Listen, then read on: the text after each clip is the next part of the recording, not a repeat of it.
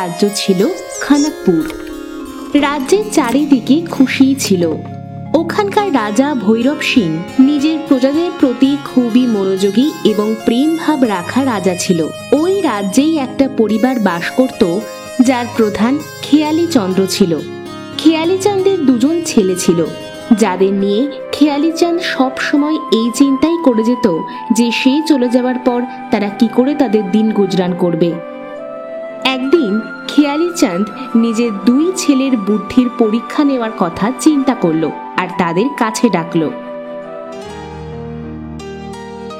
বাবা, আপনি আমাদের ডেকেছেন? আসো বেটা, যেমনটা তোমরা দুজন জানো, এখন আমার শেষ নিঃশ্বাস যে কোনো সময় ত্যাগ করতে পারি।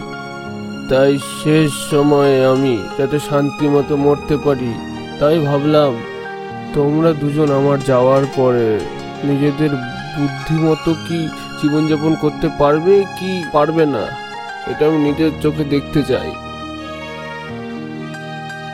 বাবা, আপনি যদি কোনো রকম বুদ্ধির পরীক্ষা বা এই সম্পর্কিত যদি কোনো কিছু কাজ করতে বলেন, তাহলে আমার কথা কিন্তু ভাবা বন্ধ করে দেন। আমি কিন্তু আমার ব্যায়াম আখাড়া নিয়েই ভালো আছি। আর বুদ্ধির পরীক্ষা না না বাবা, বরং ছোটকে দিয়ে আপনি যা পারুন করে নেন। আর এই কথা বলে চামান নিজের মুগুর তুলে আখড়ায় গিয়ে ব্যায়াম করতে শুরু করে। বাবা রোশন, চন্দন তো তাও ব্যায়াম করে দিন পার করে দিতে পারবে, কিন্তু তোমার কি হবে? বাবা, তোমার রোশনই তো আছে যে তোমার নাম রোশন করবে। আমি কোনো ছোট মোটো কাজ করব না, রাজার সলাকার হব আমি বাবা।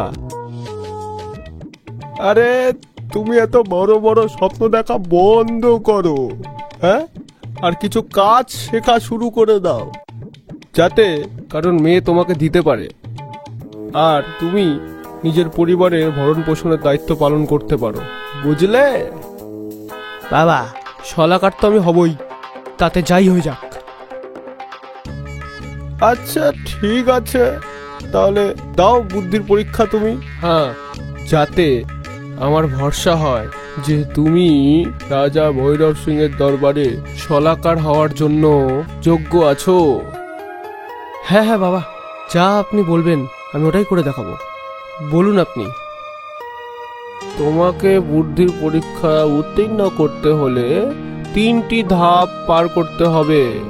যা সবার প্রথমে তোমাকে কোনো বুদ্ধিমান মেয়ের সাথে বিয়ে করতে হবে। তারপর কি করতে হবে বাবা? দ্বিতীয় ধাপ, প্রথম ধাপ উত্তীর্ণ হওয়ার পরেই বলবো। প্রথমে আগে এইটা পূর্ণ করো। যথা আজ্ঞা বাবা আপনার। আর বাড়ি থেকে বাইরে বেরিয়ে যায়। এইবার দেখি বিনা কাজকর্মে কি করে বিয়ে করতে পারে, সব বুদ্ধি মাথায় খুলে যাবে। হ্যাঁ। এইদিকে রোশন রাজ্যের একটি জমিদারির খেতে কর্মরত কিছু মহিলাকে দেখে বলে, আপনার সাথে একটা কথা আছে, গুরুত্বপূর্ণ। হ্যাঁ বলুন, কি কথা বলার আছে? আমার নাম রোশন, আমি পাশেই থাকি। আপনাকে বিয়ে করার জন্য প্রস্তাব রাখতে পারি? বিয়ের প্রস্তাব? হ্যাঁ, আপনি কি কাজ করেন শ্রীমান? আমি রাজ দরবারের সলাকার হিসাবে নিযুক্ত হতে যাচ্ছি। কি? নিজের অবস্থা দেখো আগে। যা কিছুই বলে যাচ্ছ, রাজ দরবারের সলাকার। যাও, বেরো এখান থেকে, আমাকে কাজ করতে দাও। বড় এসেছেন বিয়ে করবে। আর সব মহিলারা হাসতে শুরু করে।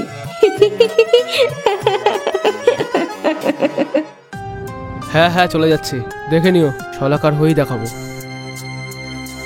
মারাত্মক মান সম্মান চলে গেল। ইস, এখন কি করবো? অন্য কিছু এখন ভাবতে হবে। হ্যাঁ, এইটা ঠিক হবে। বাঁকা আঙ্গুলে ঘি ওঠে। রোশন তার একজন বন্ধুর কাছে গেল যে সেই রাজ্যে জহুরির কাজ করত। কেমন আছো বন্ধু? আরে আসো রোশন, অনেকদিন পর দেখলাম আজকে, বলো কি কাজ পড়েছে? আরে কাজ কিছুই না, এমনি। আরে তোকে ছোট থেকে চিনি, হ্যাঁ, বলেই দে এবার। আরে আমার কিছু সোনার পয়সা লাগবে, যেটা তোমাকে আমি বিকালের মধ্যে ফেরত দিয়ে দেবো। আচ্ছা, বিকেলের মধ্যে ফেরত দিয়ে দিবি? এমন কি করবি ভাই? ওটা আমি পরে বলছি বন্ধু, তোর জন্য বৌদি নিয়ে আসবো ভাবছি। ভাই বাদ দে ভাই, আর কিছু বলিস না ভাই, এনে কিন্তু বিকেলের মধ্যে ফেরত দিয়ে দিস। রওশন সেখান থেকে সিকি নিয়ে একটা কুয়োর ধারে পৌঁছলো, আর সেখানে সে দেখলো একজন সুন্দরী মেয়ে জল ভরছিল, আর রওশন তার সামনে দিয়ে চলে গেল আর একটা একটা করে সোনার সিকি ফেলতে ফেলতে গেল। আরে এই বেচারা লোকটার কামাই তো একটা একটা করে পড়ছে, আমাকে একে বলতে হবে। আরে আরে শুনুন, আপনার সিকিগুলো যে পড়ে যাচ্ছে। রওশন ওর ডাক শুনেও না শোনার ভান করে সামনে এগোতে থাকে। মেয়েটা দ্বিতীয়বার চিৎকার করে, আরে ভাই দাঁড়াও, আরে শোনো, সিকি পড়ে যাচ্ছে আপনার। ভাই ডাক শুনে রওশন রেগে গিয়ে দাঁড়ালো আর বলল, কি হয়েছে? কে তুমি? আমাকে ভাই বলবা না, বুঝলা? অদ্ভুত মানুষ তো, একে তো সাহায্য করছি আর আমার উপরে চিৎকার করছেন। কি ছাই সাহায্য করলে তুমি? আমার সমস্ত চেষ্টাই তুমি বিফল করে দিলে। আচ্ছা জি, উল্টে চোর কোতোয়ালকে শাসাচ্ছে। হ্যাঁ না তো কি, পুরোপুরি 2 বছর পর আমার ঘাম হয়, যেটা মাটিতে পড়লেই সোনা হয়ে যায়। সবে মাত্র আমার শুধু ঘাম ঝরা শুরু হয়েছিল, তার মধ্যে তুমি আমার মাঝখানে আটকে দিলে। কি সত্যি? এমনটা হলে তো তুমি খুব বড় লোক, তাই না? ঘর গৃহস্থালী তাহলে বেশ ভালো, তাই না? তাছাড়া আবার কি, এখন আমাকে যেতে দাও। আবার এটা বলে দিও না যে আমাকে বিয়ে করে নাও। যদিও এতটাও খারাপ নই আমি, আপনি আমাকে বিয়ে করে নিজের ঘর বসাতে পারেন শ্রীমান। না না, এটা হতে পারে না, আমি যাচ্ছি। দেখো, আমি তোমার অর্ধাঙ্গিনী হয়ে থাকবো, আমাকে তোমার সাথে নিয়ে চলো। রওশনের তো মনের মতো কথা হয়ে গেল, আর দুজনে মন্দিরে গিয়ে বিয়ে করে নিল। তারপরে নিজের স্ত্রীকে নিয়ে সে ঘরে চলে এলো। বাবা দেখো, তোমার জন্য বৌমা এনেছি। আরে তুই মেয়ে কি করে পেয়ে গেলি? আপনি এই বাড়িতে থাকেন? আপনি তো অনেক বড় মিথ্যুক। আপনি তো আমাকে বললেন আপনি অনেক বড় লোক, সবকিছু আছে আপনার কাছে। আরে ভাগ্যবান, তুমি দেখতে থাকো শুধু, আমি খুব তাড়াতাড়ি রাজ দরবারে শলাকার হচ্ছি। হায়, আমি তো আমার কপাল পোড়ালাম, জানি না কবে হবে তুমি শলাকার। বাবা, এবার আমার পরের ধাপ কি? বেটা, প্রথম ধাপে তো তুমি মেয়েটাকে ভুল বুঝিয়ে বিয়ে করে নিলে, আর ওটা পূরণও করে ফেলেছো। কিন্তু দ্বিতীয় ধাপটা এইটা আছে। কিছুদিন ধরে আমাদের রাজ্যে ডাকাতের ঘটনা অনেক বেড়ে গেছে। তোমাকে ওই ডাকাত দলের সমস্ত লুট করা জিনিসপত্র ফিরিয়ে আনতে হবে এখানে। কি বলছো বাবা? তুমি তো আমার মৃত্যু চাও? ডাকাতের কাছ থেকে তো আমার বড় দাদাও মার খেয়ে ফিরে এসেছে, আমি কি করে সামনা করব? ওটা তো আমি জানি না, তুমি আর তোমার সেটা কাজ। রওশন পুরো রাজ্য জুড়ে ওই ডাকাতদের ব্যাপারে খোঁজ খবর নেয়, আর একদিন অন্ধকারে ঘরে ফেরার সময় শ্মশান ঘাটের কাছে কিছু আওয়াজ শুনতে পেল। রওশন লুকিয়ে চুরিয়ে সেই আওয়াজ শুনল। আরে উস্তাদ, সবচেয়ে ভালো জায়গা আছে এটা। লুটের সমস্ত জিনিসপত্রগুলো সব সুরক্ষিত আছে। দিন হোক অথবা রাত, কেউ এখানে ঘুরে বেড়ায় না। হ্যাঁ ঠিক বলেছিস, ভূত প্রেতের ভয় তো থাকবেই, কিন্তু কাজ তো এখান থেকেই চলবে। আচ্ছা, তো সব ডাকাতরা রাত্রে এখানেই থাকে, এইবার বুঝতে পারলাম। রওশন বাড়ি ফিরে আসে আর নিজের স্ত্রীর সঙ্গে কিছু সলা পরামর্শ করে।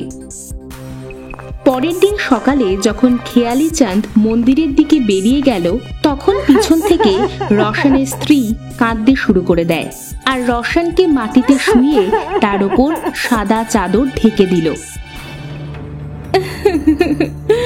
আরে আমার স্বামীরে কি হলো?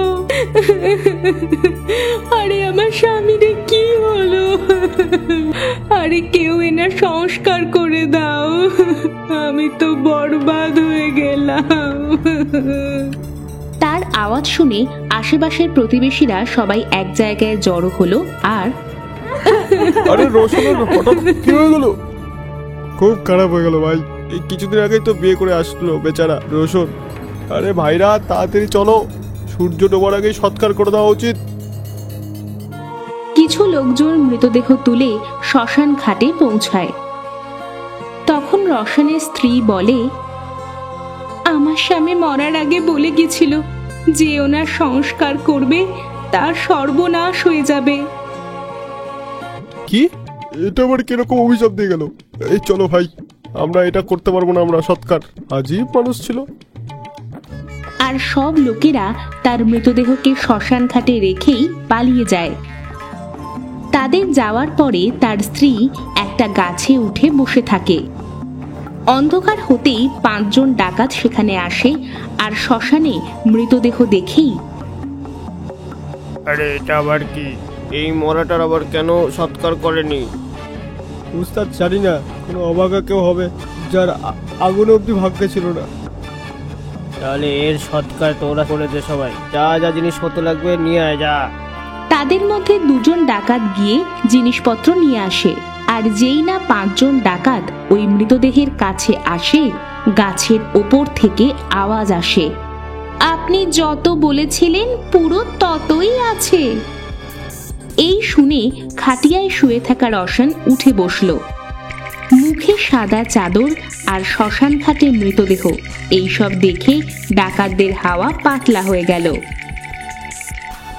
পুরো 5টা হতে হবে, যতটা আমি বলেছিলাম।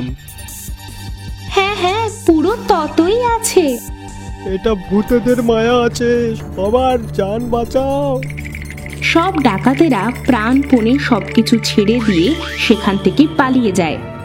তারা যাওয়ার পরে রোশন তার স্ত্রীকে বলে, চলে আসো ভাগ্যবান, কাজ থেকে নেমে পড়ো, কাজ হয়ে গেছে।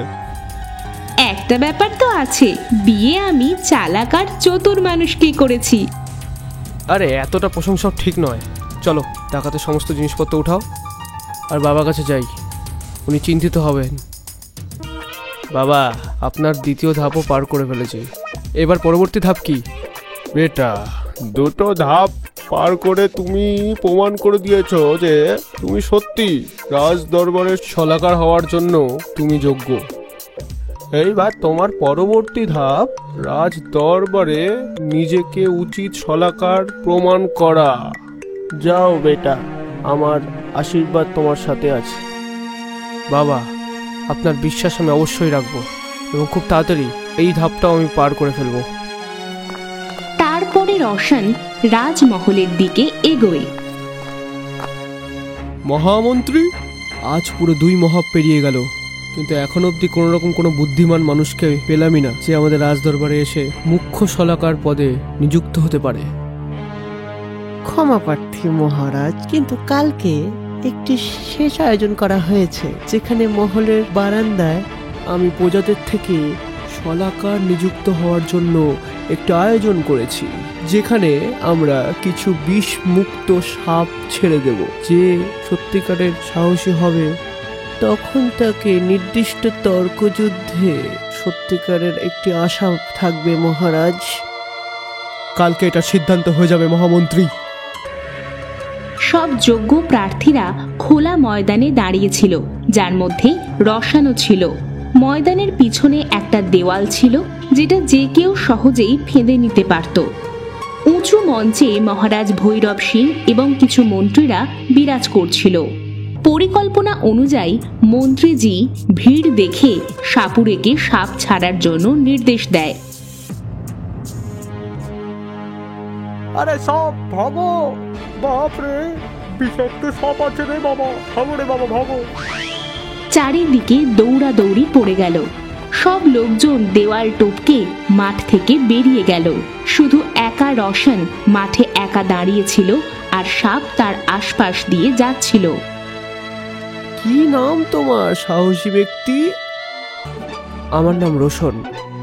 আমি কি জানতে পারি তোমার কেন মৃত্যু ভয় নেই? মন্ত্রীজি, মৃত্যুকে কেই বা না ভয় পায়, কিন্তু এখানে বিশ্বাস আর সাহসের কথা ছিল। আমরা ছোট থেকেই মহারাজার ছত্রছায়ায় মানুষ হয়েছি। এক মুহূর্তে কি করে ভাবতে পারি যে আমাদের জীবন কোনো কারণ ছাড়াই মহারাজা নিয়ে নেবে? এতটুকু তো ভরসা আছেই আমার মহারাজার উপরে, এই জন্য আমি এখানে দাঁড়িয়েছিলাম। খুব সুন্দর রোশন, তুমি সত্যিকারের একজন সাহসী এবং বুদ্ধিমান মানুষ। তুমি শলাকার পদের জন্য সবচেয়ে যোগ্য প্রতিযোগী আছো। মহামন্ত্রী, আমাদের সন্ধান শেষ হলো। ধন্যবাদ মহারাজ, আমার ছোটবেলা থেকে স্বপ্ন যে রাজ দরবারের ফলাকার হব, আজকে পূর্ণ হলো সেটা। এরপরে রসানের বাবা এবং তার স্ত্রী সবাই মিলে রাজমহলে বানানো শলাকারের কক্ষে থাকতে শুরু করে, আর রসান তার রাজ্যের সেবায় লেগে পড়ল। কেউ এই কথাটা সত্যিই বলেছে, যদি কোনো কিছু তুমি সত্যি মন থেকে চাও আর তার ওপর কাজ করতে থাকো, তাহলে অবশ্যই তুমি সেটা পাবে। ঠিক যেমনভাবে রসান তার স্বপ্নকে সত্যি করে দেখালো।